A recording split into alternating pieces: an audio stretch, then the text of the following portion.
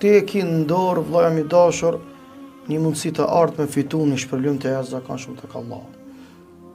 Ka thonë pejgamberi sallallahu alaihi wasallam, ai cili ja mbulon vëllau të vet, Allahu do t'ja mbuloj atë në ditën e Kiametit. Ai cili ka të drejtë me shfrytzu diçka, por jek dorë për hatër të Zotit. A e din sa të mirat njëri e presë. A e din sa dyrë të sherrët i mbyllën ati njëri. Veç Zotit. Anë ditën e Kiametit kam i kallëzu Allah.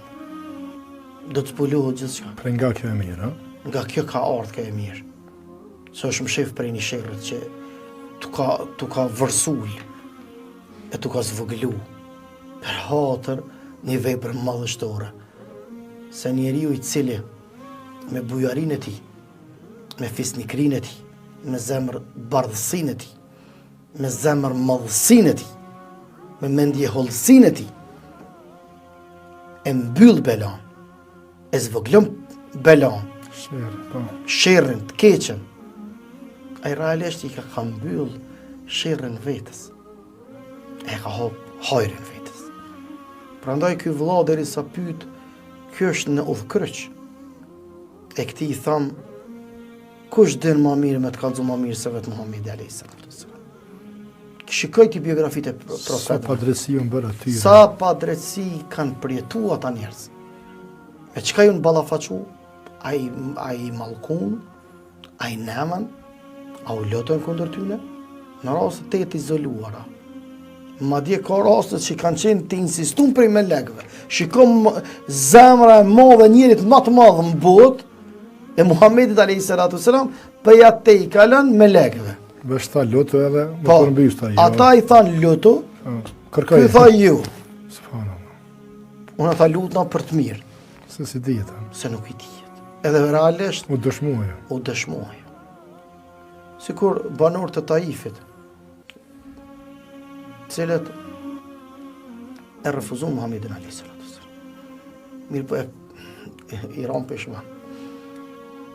Kur i ra në mend që kanë bo, populli thot kur i ra zhetoni, kur i ra në mend që kanë bo, edhe hyjëm me shku të Muhamedit alayhis salam. Mi kërku halal. Po tash ish vonë, kesh vdek Muhamedi alayhis salam.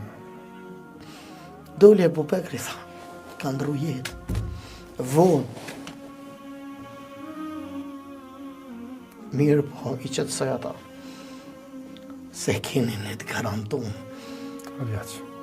Kur nuk është lutë kontër juve. E na du të më mësem njërin e madhë. Që e dojnë ana, shoshërin me ta në xhenet. Amen. E kjo ka mundësi me ndodhë nëse bojna për hatër të Zotit. Ai që e bën për hatër të Allahut, mundësitë e tij janë të arta. Ai është mik i Allahut. Fals.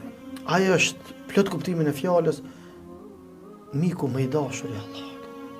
Allah ka në burojnë e tij. Thot Allahu në Kur'an, fallahu khairun hafidh. Allah është ai që e ruan më së miri. Ai është në burojnë e Allahut. Ai është njeriu që le ka kuptuar më së bukuri porosinë e Allahut në tokë.